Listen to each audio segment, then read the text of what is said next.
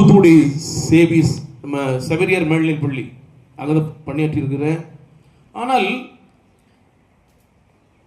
மாணவர்கள் பொதுவாக நம்ம ஆசிரியர் அப்படின்னு நினச்சிக்கிட்டா வச்சுக்கோங்க, ஈஸியாக ஒரு சிலர் நினைச்சாங்க அது தவறாக சிந்திக்கிறார், ஒரு சில பெற்றோர்கள் அவரை தவறாக சித்தரித்து விட்டுருந்தார். அதனால கடந்த ஆசிரியர்களும் பள்ளி நிர்வாகிகளும் மிகவும் ஒரு சிரமத்துக்குள்ளாகக்கூடிய ஒரு சூழலை இன்றைக்கு உருவாகி கொண்டு இருக்கிறார். அதனால நம்ம மாணவ செல்வங்கள் என்ன செய்யணும், நல்லதை என்ன செய்யணும், கேட்டுக்கொண்டே இருக்க வேண்டும். பெற்றோர்கள் சொல்றாங்க, ஆசிரியர் சொல்றாங்க, இப்போ நம்ம எல்லாரும் என்ன செய்யணும், நிறைய கற்றுக்கொண்டே இருக்கணும். ஒவ்வொரு நாளும் ஒவ்வொரு விஷயத்தை கற்றுக்கொண்டே இருக்கணும். அப்படிதானே? அப்படிதானே இல்லையா மக்களை? கேட்கா ஒரே ஒரு பாட்டு பாடட்டா? பாட்டு பிடிக்குமா பிடிக்காதா?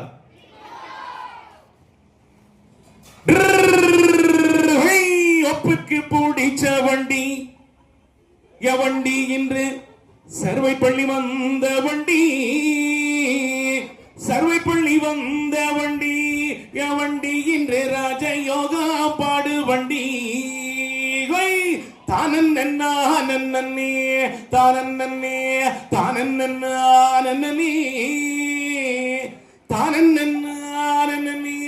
தானன்னே தானன்னே தானன்னே.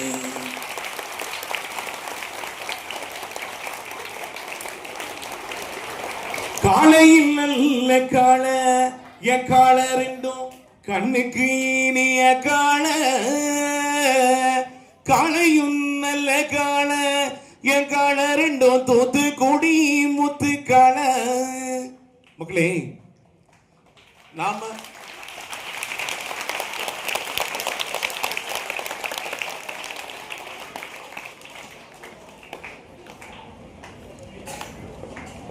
நல்லா புரிஞ்சுக்கோங்க, நாம எதை நினைக்கிறோமோ அதுவாக மாறலாம், அதுவாகவே மாறலாம். உண்மையில நான் இன்றைக்கு என்கிட்ட எந்த கெட்ட பழக்க வழக்கங்கள் எதுவுமே இல்லாத காரணம் என்னன்னா, சிஸ்டர்ஸ் ஃபாதர்ஸ் கூட வளர்ந்து படிச்சு அவங்க கூட இருந்ததுனா அவங்களுடைய நல்ல எண்ணங்கள் பூரா எனக்கு பிரதிபலிச்சிருக்கு. ஏன்னா நான் வந்து படித்தது எல்லாமே கத்தோலிக்க பள்ளிக்கூடங்கள், தூய செவரியர் கல்லூரி கேள்விப்பட்டிருக்கீங்களா? பாளையங்கோட்டையில் அங்கேயும் படிச்சிருக்கிறேன், தூத்துக்குடி.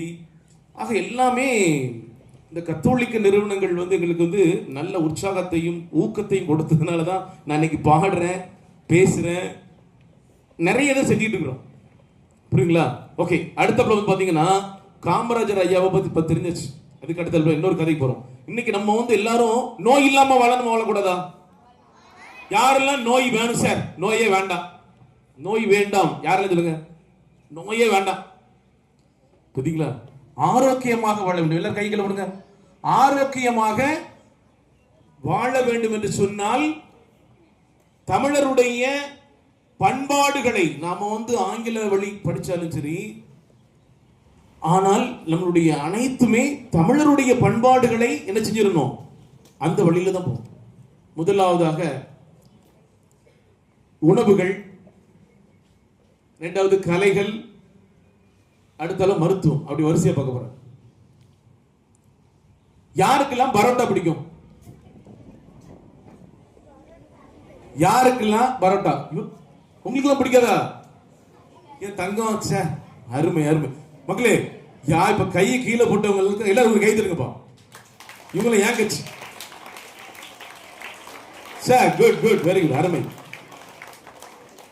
அதாவது பரோட்டாவும் பிரியாணியும் அரபு நாட்டு உணவு, நம்ம நாட்டு உணவு கிடையாது. ஏத்த புரியுதா? அரபு நாட்டு உணவு. அங்க ஒட்டகத்துக்கு போடுவாங்க. எதுக்கு விட ஒட்டகத்துக்கு? எதுக்குன்னா இந்த வயிற்றுக்குள்ள போட்டதுக்கோ செமிக்காம ஒரு 5 மணி நேரம் 6 மணி நேரம் கிடக்கும், கல் மாதிரி கிடக்கும். அதனால ஒட்டகத்துக்கு போட்டாங்க. அந்த பரோட்டா வந்து என்னது? மைதா மாவு, கோதுமையினுடைய கடைசி கழிவு. கேரளாவில் அந்த மைதா மாவை தடை செஞ்சுட்டாங்க, தமிழ்நாட்டில் திறந்து விட்டுட்டாங்க.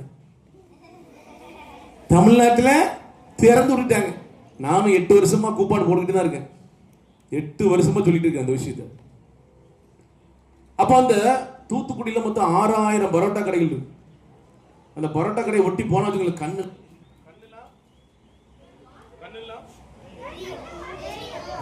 கண்ணெல்லாம் எரியும். இன்னொன்னு பாத்தீங்கன்னா அந்த பரோட்டா கடையில் நினைச்சிருங்க அஜினோ மோட்டோ போட்டிருப்போம். என்ன போட்டிருப்பான்? டேஸ்ட்டுக்கு. நம்ம வீட்டுக்குள்ள நம்ம ஊருக்குள்ள நினைச்சிருவோம், கிராமங்கள்ல எல்லாம் வீடுகள்ல எல்லாம் அந்த அஞ்சலை பெட்டி சொல்லுவாங்க. அம்மாட்ட கேளு, அஞ்சலை பெட்டி. அதுலதான் என்ன இருக்கு? என்ன இருக்குது?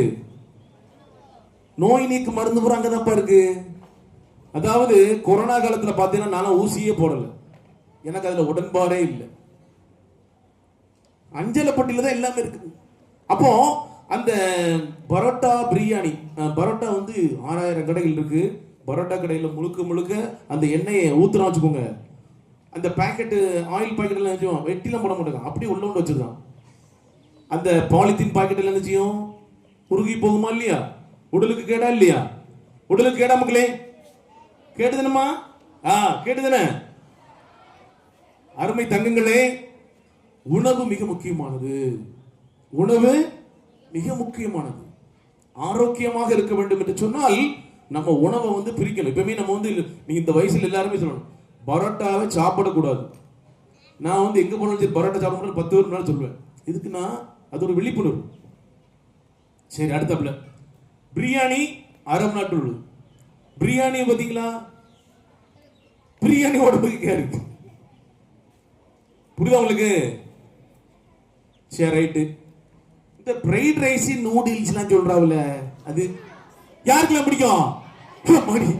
எனக்கு பயமா இருக்கு, ஓடி போயிடலாம் பாக்க. ஏன் இவ்வளவு பேர் இருக்கீங்களா?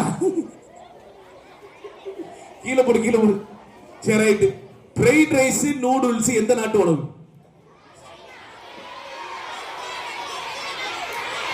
கொரியனா? சைனா? கொரியன்?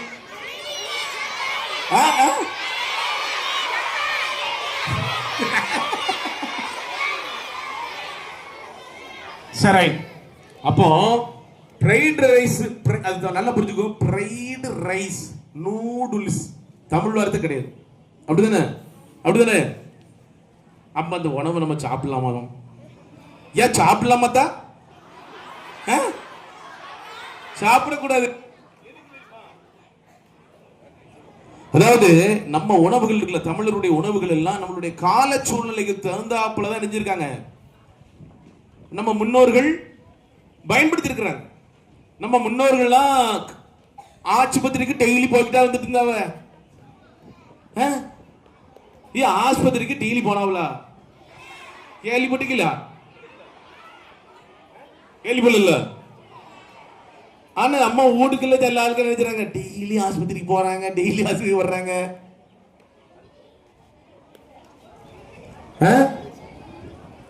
அப்ப நம்ம யோசிக்கணும், நம்ம யோசிக்கணும். Okay sir. அதாவது ஃப்ரைட் ரைஸ் நூடுல்ஸும் ரெண்டு உணவுகளும் சத்து கிடையாது மக்களே. அதுல சத்து இல்ல. அப்ப சத்தான உணவுகள் சாப்பிடணுமா இல்லையா? சாப்பிடணுமா இல்லையா? ஒரு சிலர் சொல்றாங்க, பிள்ளைங்கள்லாம் வாரத்துக்கு ஒரு நாள் எங்க அப்பா பரோட்டா வாங்கி தந்துருவாங்க, பரோட்டா இல்ல நான் சாப்பிட மாட்டேன், தூங்க மாட்டேன் அப்படின்லாம் சொல்லியிருக்காங்க பிள்ளைங்க. சொல்லுவீங்களா? சொல்லுவீங்களா? இனிமே நம்ம மாறணும். இந்த இலக்கிய மன்ற விழா முடிந்த பிறகு எல்லாம் ஒரு மாற்றத்தை உருவாக்கணும். நான் சிஸ்டர்ஸ் கேட்பேன், பிள்ளைங்களை எப்படி சாப்பிட்றாங்கன்னு கேட்பேன். அப்போ ஃப்ரைட் ரைஸ் நூடுல்ஸ் சாப்பிடக்கூடாது. என்னடா உத்தரவு போடுறாரு இந்த ஆளு, வேற வழி இல்ல. உங்களை எல்லாம் நோய் இல்லாம ஆரோக்கியமான மக்களாக உருவாக்கணும் இல்லையா? அதுக்கு தான் பச்சை மிளகா 2 எடுத்து கம்மங்கூலி குடிச்சு பாரு. பச்சை மிளகா 2 எடுத்து கம்மங்கூ குடிச்சு பாரு. கோடை வெயில், கோடை வெயில், கொளுத்து வெயில், குழுகுழுன்னு இருக்கும் பார். பச்சை மிளகா 2 எடுத்து கம்மங்கூலி குடிச்சு பாரு. நெஞ்சி வலி வராது, ரத்த கொதிப்பு வராது, சக்கரை நோய் வராது, நரம்பு நோய் வராது. பச்சை மிளகா 2 எடுத்து கம்மங்கூலி குடிச்சு பாரு. ஆமா மக்களே,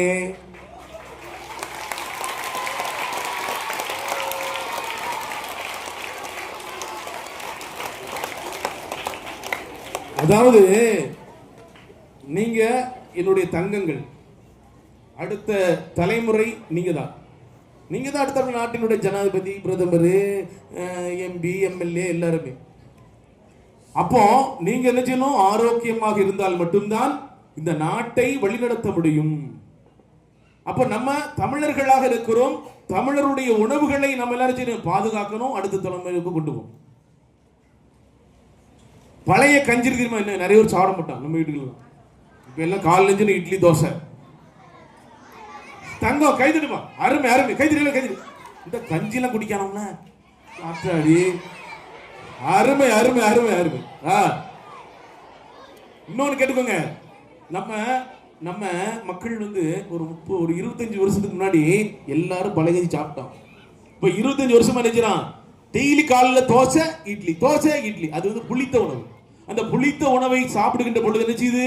சக்கரை நோய் வருது. ஆத்தாடி, என்ன நோய் வருது? சக்கரை நோய் வந்து அப்புறம் வந்து என்ன செய்யும்? நிறைய இதை சாப்பிடக்கூடாது. மா, பழா, வாழையெல்லாம் சாப்பிடக்கூடாதுன்றோம். அப்புறம் வாயில ஒரு ஸ்டிக்கரை போட்டு ஒட்டிடுறது. ஐயோ, இல்லை அவன் சாப்பிட்டா நம்ம திருப்பி கொடுக்கணும். அது தேவை நமக்கு. அதான் நான் சொல்லுவேன், இன்னைக்கு கடையில விலைக்கு காமித்தீங்களா அரிசிகள்? கடையில 25 கிலோ பை, 26 கிலோ பையெல்லாம் அரிசி உங்க வீட்டுல வாங்குவாங்க இல்லையா? அந்த அரிசி சத்து உள்ளதா சத்து இல்லாததா? உண்மையே சொல்லணும், சத்து உள்ளதா சத்து இல்லாததா? என்னப்பா இங்க அறிவாளி கூட்டம் இருக்க, இங்க ஒரு அறிவாளி கூட்டம் இருக்க. மக்களே நல்லா புரிஞ்சுக்கோங்க. விலை கொடுத்து விலைய வாங்குறாங்க இல்லையா? இந்த கடையில விற்கக்கூடிய அரிசி பூராமே பாலிசி செய்யப்பட்ட அரிசி. என்ன அரிசி? பாலிசி செய்யப்பட்ட அரிசி. அது வந்து சத்து கிடையாது. அது வந்து வாயில போட்ட நிச்சயம் எங்க குடலுக்கு. கேரளக்காரன் நல்ல பெரிய அரிசி சாப்பிடும். அப்படியே வாயில போட்டு மென்னு சரைச்சி சவச்சி அப்படியே உமிழ் நீரோட என்ன செய்வான்? இறக்கும். எங்க? வயிற்றுக்குள்ள. அதுதான் என்ன செய்யும்? நல்ல சீரணம், நல்ல உணவு. அவன் தெளிவா இருக்கான். மலையாள மக்கள் ரொம்ப தெளிவா இருக்கான். மலையாள மக்கள் நினைச்சாங்க ரொம்ப தெளிவா இருக்காங்க. அவன் இன்னைக்கு வர சம்பா அரிசி தான் சாப்பிடான். நம்ம தாலுக்கு ஊர்ல இருக்கிற எல்லா அரிசியும் வாங்கி சாப்பிடும். ஆனா நான் சாப்பிட்ற அரிசி ரேசன் அரிசி மட்டும் தான் சாப்பிடுவேன். வாரத்துக்கு ஒரு நாள். அதாவது சிவப்பு அரிசி சொல்லுவாங்க, சிகப்பா இருக்குங்களா, அந்த அரிசிலாம் பாலிஷ் செய்யப்படல. அந்த அரிசிலாம் அது வந்து அது பாரம்பரிய அரிசி சொல்றோம். இப்போ உங்களுக்கு சொன்னா புரியாது. பாரம்பரிய அரிசிகள். கருப்பு கவுனி அரிசி சாப்பிட்டா கேன்சர் நோயா வராது. வாரத்துக்கு ஒரு நாள் சாப்பிடணும். ஆனா விலை 180 ரூபா கிலோ அரிசி. சிகப்பா இருக்கும், அழகா இருக்கும். நிறைய அரிசிகள் இருக்கு. அப்போ உங்க குடும்பம் உங்க வீட்டுல போய் சொல்லணும், ஒரு சார் வந்தார் இப்படி சொன்னாரு, கடையில வாங்காதீங்க. இல்ல ரேஷன் அரிசி. ரேஷன் அரிசியில வந்து பாலிஷ் செய்யப்படல. நல்லா புரிஞ்சுக்கணும். ரேஷன் அரிசி எங்களை யாரெல்லாம் சாப்பிட்றாங்களோ அவங்களுக்கு சக்கரை நோய் என்ன செய்யும்? கட்டுப்பாடோட இருக்கும். இல்ல சக்கரை நோயை வரவே செய்யும். ஆனால் நம்ம வந்து நாகரிகம் என்கின்ற பெயரில் நினைச்சிரோம், நம்மளுடைய உடலை கெடுத்து கொண்டிருக்கிறோம். என்ன செஞ்சிருக்கிறோம்? கெடுத்து கொண்டிருக்கிறோம். அதனால சொல்றோம். ஓகே, அடுத்த வந்து பாத்தீங்கன்னா வேற என்னெல்லாம் நீங்க சாப்பிடுங்க தெரியுமா? சரி, இந்த ஐஸ்கிரீம் சாப்பிடலாமா? ஆப்பாடி, எல்லாத்துக்குமே கட்டுப்பட்டு வேண்டியதான். சரி, ஐஸ்கிரீம் சாப்பிடவே கூடாது. ஐஸ்கிரீம் சாப்பிடக்கூடாது. கேட்டுக்கோ, ஐஸ்கிரீம் தயாரிக்கிறது நம்ம டீச்சர்ஸ் கேளுங்க, சொல்லுவாங்க. ஐஸ்கிரீம் இதுல பால்ல இருந்து தயாரிக்கல. சரி, பாக்கெட் பால் குடிக்கலாமா குடிக்கூடாதா? பாக்கெட் பால்ல 54% கெமிக்கல் இருக்கிறது. பாக்கெட் பால் குடிக்க கூடாது. நான் அதுக்காண்டி ஒரு மாடு வளர்க்கேன். நான் வந்து மாடு வளர்க்கேன் பையனுக்காண்டி. எதுக்கு சொல்ல வரேன்னா, பாக்கெட் பால் தயவு செய்து குடிக்க கூடாதுமா. நான்லாம் வெளியே போன வச்சுக்கோங்க, கடன் டீ தான் குடிப்பேன். பாக்கெட் பால் என்ன செய்வேன்? பயன்படுத்தக்கூடாதுன்னு சொல்லி உத்தரவு சொல்லிடுவேன். அதனால தயவு செய்து பாக்கெட் பாலையும் பயன்படுத்தக்கூடாது. சரி மக்களே, உணவுகள் பத்தி பேசினா மணிக்கணக்கு பேசிட்டே இருக்கலாம். அடுத்த வந்து கலைகள். இந்த செண்டை மலை அடிக்காங்கல்ல, அதுல எங்குள்ள மேடம் மலையாளம் மலையாளம் மேலத்தை கொண்டு தமிழ்நாட்டில் அடிச்சா என்னப்பா நம்ம கலைகள் அழியுமா இல்லையா? தமிழர் கலைகள் அழியுமா இல்லையா? தமிழர் கலைகள் அழியும். அதனால செண்டை மேளங்களோ நாசிக் டோல் இந்திக்காரனுடைய மனமும் அடிக்க கூடாது. ஏன்னா தமிழருடைய பண்பாடுகள் அடுத்த தலைமுறை நீங்க கொண்டு போகணும். இது என்னுடைய கலைகள், இது என்னுடைய உணவுகள், இது என்னுடைய மருத்துவம். அதாவது ஆங்கில மருத்துவம் எப்படி தெரியுமா? ஆங்கில மருத்துவம் என்பது உடனடி தீர்வுக்கு, நிரந்தர தீர்வுக்கு பாரம்பரிய மருத்துவம். தமிழர் மருத்துவம் நம்மளுடைய மூதாதையர்கள் சொல்லிக் கொடுத்த மருத்துவம். நிறைய பேர் இன்னைக்கு ஆஸ்பத்திரியில் போய் நிற்கிறாங்க. காரணம் ஒன்று உணவுகள் தான், இரண்டாவது மருத்துவம்.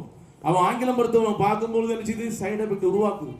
அதனால தயவு செய்து அருமையான செல்வங்கள், நேரம் அதிகரித்துக் கொண்டிருக்கிறது. உங்களை எல்லாம் மீண்டும் எப்பொழுது பார்க்க போகிறோம் என்கின்ற ஒரு சிந்தனையில் இந்த அருமையான சிந்தனைகளை எல்லாம் உங்களுக்கு உங்களுடைய மூளையில், மூளை எங்க இருக்குது? மனசு எங்க இருக்குது? ஆஹா, மனசு இங்கதான் இருக்கு. மூளையினுடைய செயல்பாடுகளின் தொகுப்பு தான் மனசு. புரியுதா? மனசுக்கு இங்க இடம் கிடையாது மக்களே. இந்த மூளையினுடைய செயல்பாடுகளின் தொகுப்பு சிக்மண்ட் ஃப்ராய்ட் என்கின்ற உளவியல் அறிஞர் சொல்றார், நான் சொல்லல. சரியா? அதனால நீங்க எல்லாரும் வாழ்க்கையில சாதிக்கணும் அப்படின்னு நினைச்சீங்கன்னா தினந்தோறும் காலையில அப்படியே நம்ம பாய் விரிச்சு படுப்பீங்கன்னா அதுல உட்காந்துக்கிட்டு என்னால் முடியும் எல்லாரும் சொல்லுமா? ஒரு 5 தடவை என்னால் முடியும், என்னால் மட்டுமே சாதிக்க முடியும். நீங்களே சொல்லுங்க, என்னால் மட்டுமே சாதிக்க முடியும், என்னால் மட்டுமே சாதிக்க முடியும். இந்த வார்த்தைகளை தினந்தோறும் காலையிலும் தூங்க போகும் முன்னாடியும் நீங்க கண்ணை மூடிக்கிட்டு பத்மாசனத்துல உட்கார்ந்துக்கிட்டு நல்ல இந்த மனசுக்கு என்ன செய்றீங்க? அறிவுறுத்துறீங்க. அறிவுறுத்த என்ன செய்யும்? அது உங்களை என்ன செய்யும்? மாற்றிக்கொண்டே இருக்கும். மனிதன் எதை எண்ணுகிறானோ அதுவாக அவன் மாறுகிறான். எண்ணங்கள் தான் ஒரு மனிதனை மேம்படுத்துகிறது. எண்ணங்கள் தான் ஒரு மனிதனை சிந்திக்க வைக்கிறது.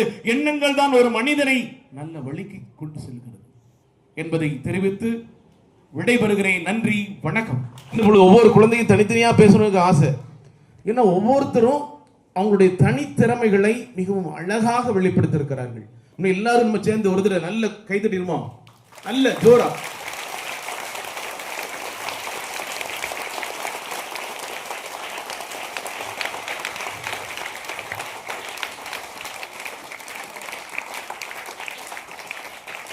இன்றைக்கு ஐயா காமராஜருடைய 123வது பிறந்த நாள் விழா. நான் இப்ப இன்னைக்கு காமராஜர் பத்தி பேச வேண்டிய தேவையில்லை. ஏன்னா நம்ம அருமை செல்வங்கள் எல்லாம் சொல்லிட்டாங்க. அப்படிதானே? அப்படிதானே? ரொம்ப அருமையா சொன்னாங்க. மகிழ்ச்சி. ஆனா அந்த காமராஜருடைய ஆட்சியை கொண்டு வருவோம் என்று சொல்லிதான் ஒவ்வொரு ஆட்சியாளர்களும் ஒவ்வொரு அரசியல்வாதியும் பேசுகிறார்கள். ஆனால் யாருமே கொண்டு வர முடியல. காமராஜருடைய அடிச்சுவடுகளை தொடுவதற்கு கூட அருகதையற்றவர்கள் தான் இன்றைக்கு வாழ்ந்து கொண்டிருக்கிறார்கள்.